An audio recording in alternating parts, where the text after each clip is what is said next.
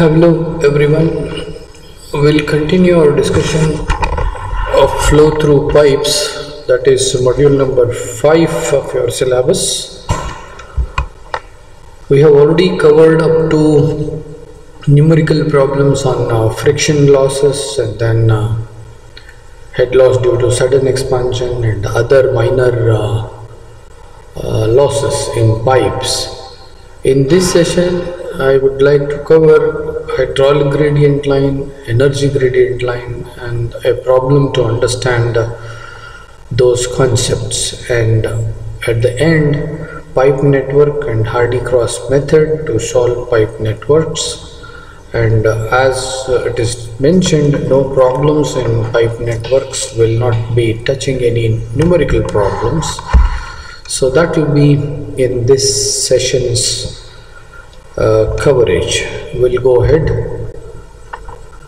So hydraulic gradient line, if you state it, how it reads is if you have a pipe and along the pipe if several piezometers are introduced in each of the pipes, each of the piezometers, there will be P by gamma rise in liquid level, right, that can be observed, right, corresponding to the pressure at that point.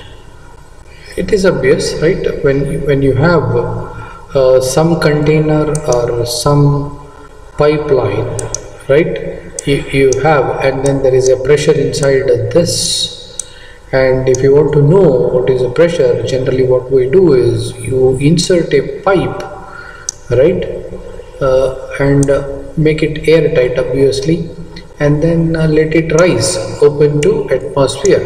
Now what happens is whatever liquid that you have here under this pressure, it rises up to a level, this pressure that can push it, and then it will be balanced on the top by atmospheric pressure.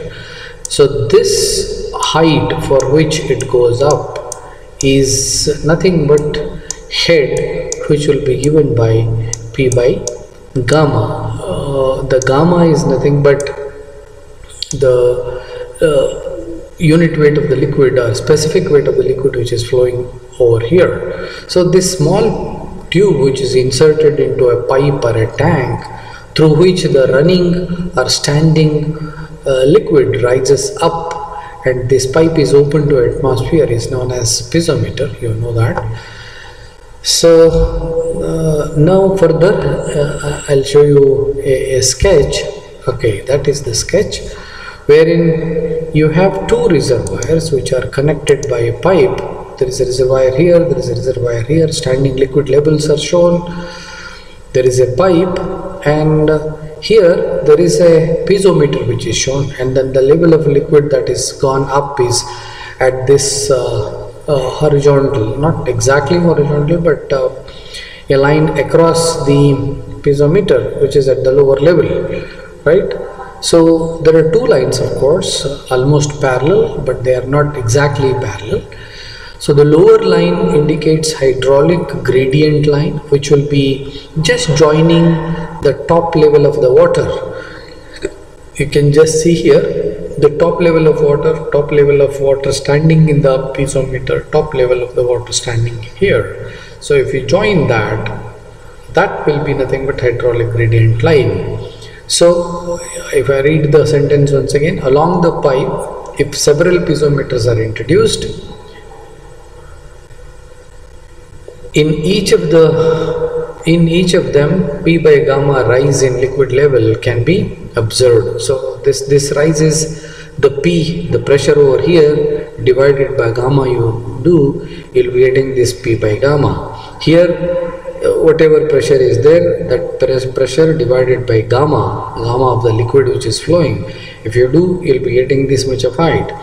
So that will be the rise in each of the piezometers corresponding to the pressure at that point. So pressure is varying, that's why this will be varying, but it is seen that it is dropping down, the pressure is continuously decreasing, right? Now if I give you explanation for further, if the liquid level in all the piezometers are connected, the resulting line is known as hydraulic gradient line, HGL. Gradient is nothing but slope. Hydraulic gradient in the sense of water slope. Simple. Hydraulic gradient line is nothing but line of water slope. So water is standing here, it goes at this level and then goes continuously down, it reaches at this reservoir. So that is slope of water line or hydraulic gradient line. Hydraulic water gradient slope line. So hydraulic gradient line is a water slope line, or it is also known as piezometric head line, because piezometric head will be P by gamma plus Z, right? This line represents piezometric head P by gamma plus Z. So this term, sum of P by gamma plus Z at any point is nothing but piezometric head. So if you join all the piezometric head levels, you will be getting hydraulic gradient line. Okay. Now, HGL, hydraulic gradient line, is defined as the line joining the piezometric levels at all the points in the direction of the flow. So that will be a very concise, short answer for hydraulic gradient line definition. If you want to understand, you should know all this explanation. But if you want to just define by words, this is the definition. Now the slope of hydraulic gradient line or hydraulic gradient line is given by, or it is represented by lowercase letter I, and it is slope of that line, d by dx of the line is y equal to P by gamma plus Z, right? So this is d by dx, differentiation of that expression, right, in the direction of flow is known as hydraulic gradient, right? The slope of hydraulic gradient line is known as hydraulic gradient. Now if kinetic energy V squared by 2G is plotted above HGL, now you can just see here at the lower level we have hydraulic gradient line. This additional distance is nothing but V squared by 2G. This additional distance is V squared by 2G. So like that, for every point, when you go on adding the velocity head, again you get one more head, one more line, which is sum of what all? P by gamma plus Z plus V squared by 2Z, which is nothing but total energy, because we have studied in Bernoulli's expression that the terms sum up to total energy. The three terms, the Z, which is a potential head, P by gamma, the pressure head, and then velocity head is V squared by 2Z. If you add all of them, you'll be getting at this level, and then how that total energy changes its magnitude along the pipeline. If you plot that, you'll be getting what is known as TEL. So if kinetic energy V squared by 2G is plotted above HGL there, it gives total energy line, energy gradient line, total energy line or total energy gradient line. It represents total energy P by gamma plus V squared by 2Z plus Z. Slope of this line is called energy gradient, that is d by dx of that particular expression. Okay, this is about HGL and TEL. TEL is total energy line. Okay. Now further, there are a couple of cases I have considered. This is one case where two reservoirs are just connected, right? For the definition of HGL, TL is fine, but if I give a case like that, two reservoirs connected, but the pipe diameters are changing, right, then how it will be? Now, if you observe here, there is a dotted line over here, which goes little below the water level line. Here also I have shown the similar line there. So this indicates the energy which was there, suddenly it gets down there. In the sense, there will be head loss. That head loss is because of the entry. So when the water enters, it loses some head because of this abrupt curvatures, right? There is no curvature at all, entry loss. So this drop in energy is because of the entry loss. So it is shown here, entry loss, you can just see here, right? So this particular distance would be velocity head, right? So the total energy will be falling by some amount, which is nothing but entry loss, right? Then it goes with some velocity. So if you try to find out the distance between upper line and lower line over here, the lower line is nothing but hydraulic gradient line. You can just see here, it is joined to water levels, right? Hydraulic gradient line. Above that you got the additional distance is v squared by 2g, so that is v1. v1 is higher because the smaller diameter. v2 will be obviously lower because v2 squared by 2g would be lesser.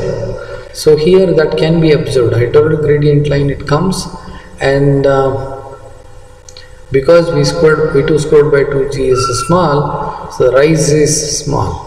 But what you observe here is total energy which was there here, it has come up to this, and there is a drop in the loss, drop in the energy, and that loss is because of the sudden expansion.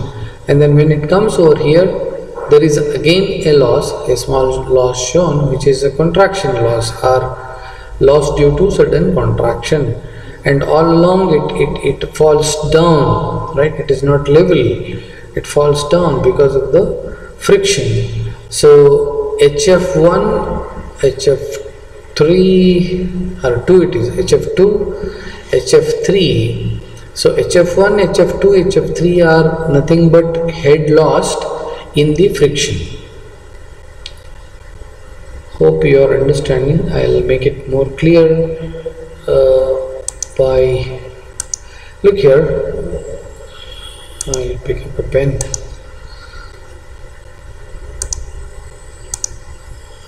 Somewhere there is the top level of water, let us say, and here there is a head loss which is entry loss, and actually the datum of reference is horizontal, but we have drawn a line which is inclined.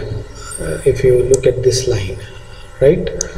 Now this means continuously there is a drop, continuously there, not sudden. This sudden drop in the beginning is because of the entry loss. When it enters, it loses.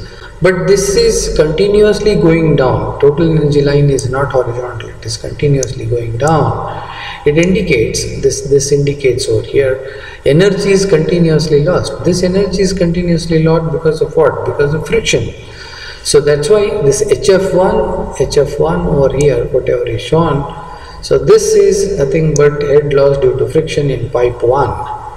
Again, if you look at this, there is a sudden drop, that is because of the sudden expansion, right? Again, this is a horizontal line, you can just see here, and this energy line is continuously dropping, means there is a energy lost continuously. And that's because all along the length of the pipe there is a friction. So HF2 is head loss due to friction in pipe number 2. So when you come over here, there is one more loss because of the entry loss or contraction loss, sudden contraction loss. So level of total energy line goes down once again. Again it continuously drops because of the friction, and it comes over here, and then again there is a drop. This is loss due to exit, means from the pipe when it comes out, maybe in the container, maybe in the open area, open atmosphere, there will be a loss, that is exit loss. So loss, again continuously there is a loss, and so on. So that is total energy line is continuously dropping, but HGL, hydraulic gradient line, may not be dropping down continuously. As you see over here, it depends upon P, the pressure, whether it is increasing or decreasing. It depends upon velocity head also. So this is the case where pipe diameters are changing, but the two reservoirs connected by a series of pipes. Okay. Next, now here this is the case wherein a reservoir is connected with the pipe. Pipe is letting out the water open to atmosphere, not that it is putting the water into another container. Right? Here, as you see here, what has happened is existing water level is here. So the top surface is there. Now there is a loss at the beginning point only. Because of that, it is entry loss. So it is given by 0.5 v squared by 2g. What is v? V is the velocity of flow in the pipe, especially soon after the entry is there. You have to make out how much is the velocity, and depending upon that, 0.5 v squared by 2g gives you entry loss. Right, so this is entry loss, and then again it is not going horizontally, it's not keeping the same level, but it is continuously dropping down and then coming up to this point. So slope of this total energy line is nothing but the total energy gradient, right? Again at this end, again there is a drop, which is exit loss. Means whatever velocity is there, that will be of no use, v squared by 2g, right? So this continuous drop is because of the friction that you have in pipes, right? And above that hydraulic gradient line, if you put v squared by 2g and then join all those points, that will be giving you total energy line. Okay. Okay, here we have a problem. If you read it, a pipeline ABC 180 meter long is laid on an upward slope of 1 in 60. The length of the portion AB is 90 meters and its diameter is 0.15. At B, the pipe section suddenly enlarges to 0.3 meters and remains for the remaining length BC for 90 meters. A flow of 50 liter per second is pumped into the pipe at its lower end A. Pumping is from lower end A and is discharged at the upper end C into a closed tank. Closed tank in the sense the pressure is not atmospheric pressure, something else. The pressure at the supply end A is 137.34 kilonewton per meter square. Sketch the total energy line, hydraulic gradient line. Also find the discharge at the end C. Take F equal to 0.02 in an expression of FLV squared by 2ZD. These all not FLV2 or meter square. Okay. Now with this information, if I try to sketch, this is how it will be. Okay, this is the question from July 2008. Slightly older question paper, but a good question to solve. That's why I have taken this. So the lower end A, the pipeline is laid with a slope of 1 in 60. You can just see here how it is indicated, 1 vertical to 60 horizontal, right? For first 90 meters, the diameter is 0.15, right? It is given. And then next at B, suddenly there is a diameter increase, right? Increase to 0.3 meters and then it goes up to 90 meters to the point C. Okay. Now here the pressure at A is given. Pressure at A is 137.34 kilonewton per meter square or kilopascals, right? If you convert this into a head of water, it comes out to be 14 meters. If you divide by 9.81, I think it will be coming out to be 14 meters. That's how I have calculated. Okay, the discharge is given to 50 liter per second. It can be converted to meter cube per second by dividing 1000, So it will be 0.05 meter cube per second. F is given to be 0.02 when you use the equation FLV squared by 2ZD. Okay. Now when it is laden slope, obviously the with respect to point A, point B is at a height of ZB, the point C is at ZC. You will be able to calculate, because this is 90 and then 1 in 60. So if you, because the inclination is quite less, if you take even horizontal distance itself as 90, so 1 in 60, how much it will be in 90? It will be 1.5 meters, and then this will be 3 meters. We'll calculate that and then see the things. Okay, that's the same thing. Now Q, the discharge, because of the velocities in each of the pipes I have calculated. Q is equal to A1 V1 pi d squared by 4 V1 equal to pi d squared by 4 into V2. That's why V1 comes out to be 2.829 meter per second. V2 comes out to be 0.707 meter per second. Now, as I have told you, ZB divided by 90 is equal to 1 by 60. Right? Vertical side, horizontal side, vertical side, horizontal, because of similarity of triangles, is equal to vertical side ZC divided by 180. So ZB comes out to be 1.5, ZC comes out to be 3 meters. Now head lost from A to B, if I calculate A to B, because this velocity is different, this velocity is different, so I have to go ahead piecewise calculation. HF, head loss due to friction from A to B, FLV1 squared by 2GD1, everything is known. 0.02, length is 90, V1 is calculated, 2.829 squared divided by 2, 9.81, D1, the diameter is 0.15, you will get 4.895 meters. Similarly, I should calculate HF from B to C. Okay, here, okay.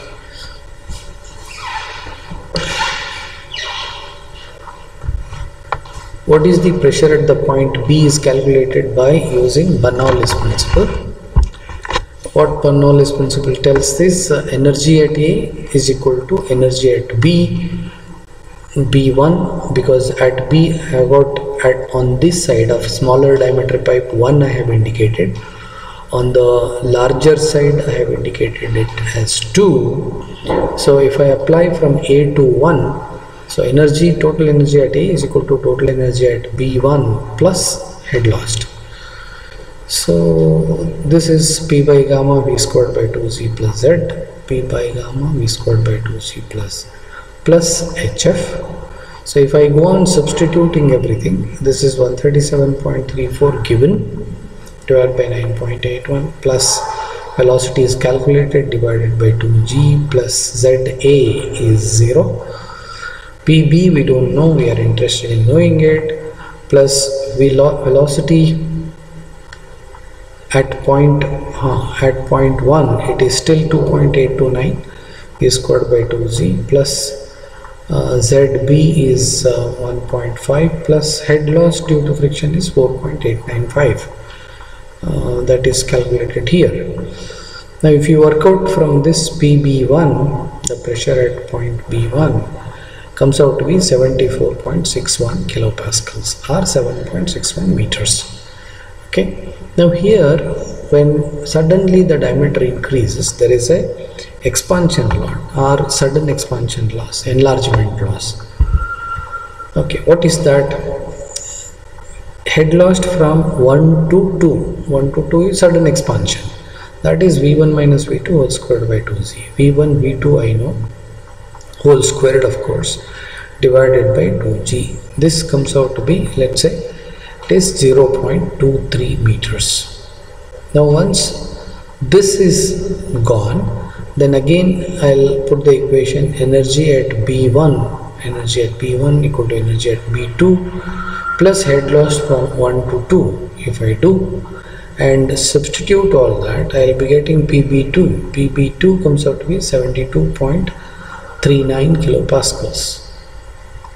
72.39 kilopascals would be the pressure at point B2.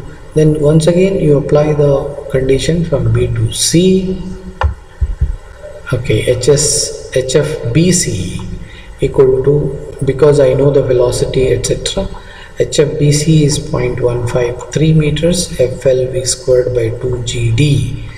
Then energy at B2 equal to energy at C plus head lost. If I do all that, I'll be getting pressure at C equal to 59.894 kilopascals. That's how you can calculate the various things, right? Okay, this is how you can use the information of hydraulic gradient line. Okay, next is an introduction to pipe networks. What is a pipe network? An interconnected system of pipes is called a pipe network. Simple, right? In actual practice, you'll be finding water supply pipeline, right? And then sewage pipelines. There are so many things like plumbing lines you have in day-to-day home, right? That's the simplest pipe system, but pipe water supply line in a city level, it's a huge system. So you'll be having stored water or pumped water at one point you have to distribute. So like that, if you have a chemical factory or some other factory wherein you have to flow the water or any other chemicals, you need to have interconnected pipes, right? So how to calculate flow in each of the pipes, or how to calculate the energy lost in each of the pipes? So it's a big question, right? So for that there is a specific way of doing it. Anyway, that is called Hardy-Cross method. What is the involved principle used, etc., you will be able to see it here now. Anyway, an interconnected system of pipes is called as pipe network. The flow to an outlet may come from different pipes. Means when you open up a pipe, the water is coming from which end you don't know, but it will be coming from many pipes which are connected to that. The inside something has gone wrong. Anyway, in the side figure, in the side shows a typical network. We'll see the, it looks like a chemical factory or some other factory wherein there are so many pipes which are laid and then interconnected. A lot of things are going on over here. So this is a pipe network, right?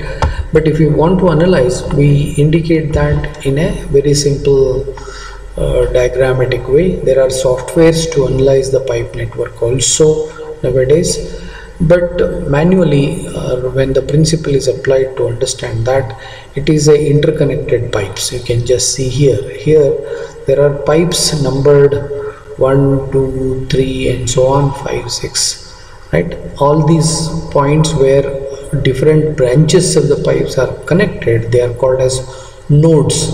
There is a node 1, node 2, node 3, node 4, node 5, node number 5, like that. Pipes are also numbered, pipe number 1, 2, then there is 3, there is 4,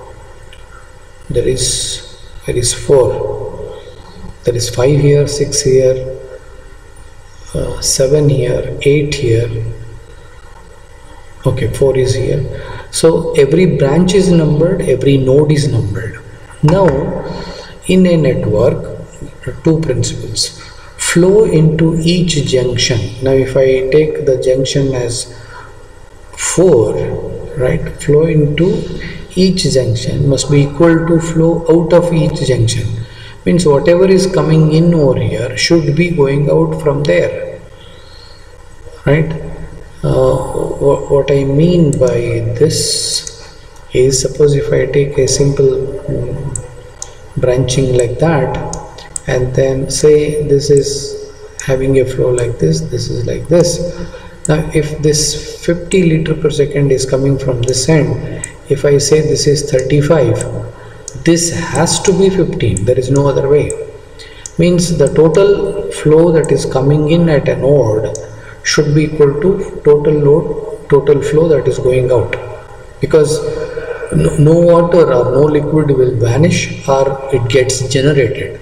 Obviously whatever is coming in should be going out. So if I don't know this discharge, let us say if I put it as just Q1, and if I know this as 35 and if I know this as 50, I can directly write an equation 50 equal to 35 plus Q1. So like that equations can be developed. That is what the first principle says. Then another one, algebraic sum of the head losses around each loop must be 0. Now what is a loop? Here there is no loop. Here you got a loop. Node 1, node 2, node 3, node 4 make a continuous loop like that. Now here obviously what happens is, you can just observe, let's say the flow is in this direction, the flow is in this direction, let's say, and then flow is in this direction, and then flow is in this direction. Say you can assume in any direction, right? Now what is happening is, if I consider clockwise as my reference direction of tracking it, now branch number 4, batch number 1 is having positive direction, whereas branch number 2 and 3 is having negative, because my positive direction is this way. Now head lost in these two branches is taken as positive, head lost in these two is taken as negative, and sum of the head lost should be equal to 0. That is what this sentence says, algebraic sum of the head losses around each loop must be 0. So these are the two big principles on which the network or pipe network is analyzed. Okay, now the same pipe network is shown. Now to analyze, we have number of methods. One very basic method is Hardy-Cross method, name of the people who are involved in that, right? So I have given here stepwise procedures, around 6 to 7 steps are there. I'll try to explain.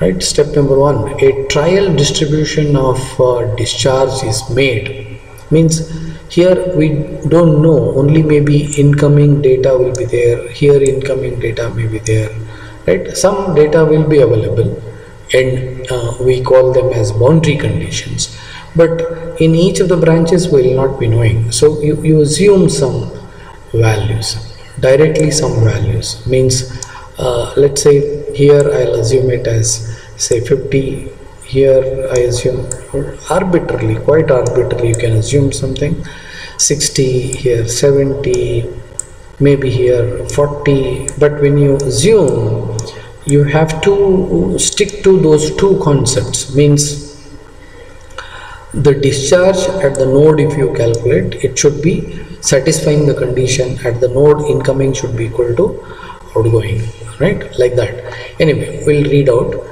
A trial distribution of discharge is made arbitrarily, but in such a way as to satisfy continuity at each node. That is the point.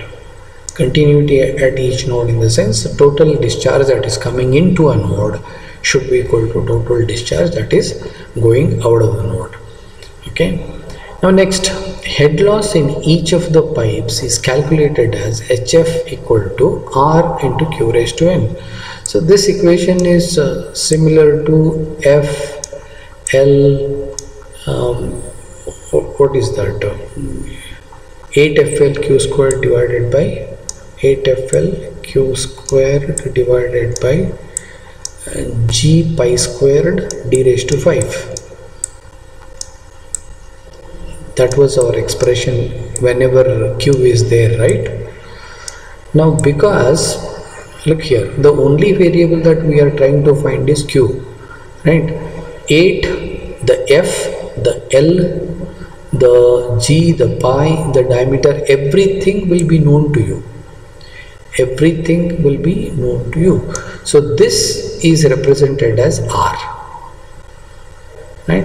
And Q raised to n, we have generally 2, n is equal to 2, Q squared it will be, right? R into Q squared. R will be known to you for every branch of the pipe, length, the made up material, the diameter, everything will be known. Because of that, R is known to you, right? Is calculated as HF equal to RQ raised to n. Now HF is kept as RQ into Q raised to n minus 1. It is way of writing, let's say, right? N minus 1 in the sense in the modulus Q only, and also the quantity Rn into Q raised to n minus 1 is calculated for each of the pipe. Means we have to calculate these terms. That is HF equal to, anyway it is same but slightly put in this manner so that the direction comes into action. Because as I have told you here, if I assume the directions of the flow that way and here this way, what happens is, if I consider clockwise as my reference, the 50 and 60 will be positive and 70 and 40 will be negative. To account for the direction, I have to make one along with the direction, another one without direction. Because Q squared, when I do, whether you put plus or minus, it will be getting neutralized.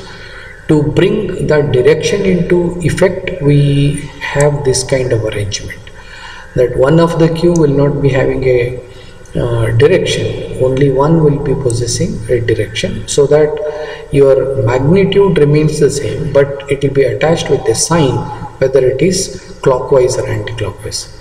And also a quantity is calculated, because we need this for further calculation, is calculated for each of the pipes. Then for each loop, the quantity delta Q, that is equal to minus sum of R into Q raised to n divided by sum of Rn into Q raised to n minus 1. We have calculated this. This R into Q raised to n is also calculated. Now this delta Q will be equal to minus the ratio of this by this, right? Because it is an assumption, obviously this delta Q will be having some value, means there will be discrepancy, because you know that head loss summation should be equal to 0, but because of random assumption it may not be 0. Because of that, you find some discrepancy, that delta Q is calculated. This represents correction to be assumed, correction to be made to the assumed discharges. So if I say correction has to be, say, 5, now for this it is 5 correction, in the sense it has to be 55, it has to be 65. For this it has to be 70 minus 5, because it has to go in this direction, 65. For this it will be 35, that way, right? Anyway, we'll see those things also. Delta Q is calculated for all the loops. Okay, loop wise analysis it has to be done, and then corrections are now applied to each pipe in a loop and to all the loops, right? Each pipe of the loop and for all the loops. Here there is one loop, here there is one more loop having 3 members only. So for a pipe number 2, when we put the loop correction for this, there will be one correction, and then for a loop 2, again the same branch is coming. Once more the correction has to be applied, right? And to all the loops, clockwise direction is considered as positive. The procedure is repeated till delta Q is very small or negligibly small. So that is the procedure for network analysis by Hardy-Cross method. I think you don't have numerical problems. It would have been interesting. Simple problems we would have made, but syllabus says that no problems. So you should just remember the steps as mentioned over here. Okay. Okay, note. What is the note? Flows in a loop which are clockwise are taken positive. Obviously, just now I have said positive delta Q represents a correction to be added to clockwise flows. That is to say, for other directions it has to be subtracted. Pipes which are common to two loops may get two corrections. As I have told you, the pipe number 2 has got two corrections, because if you analyze this loop there will be one correction. If you analyze the second loop there will be one more correction to the branch 2.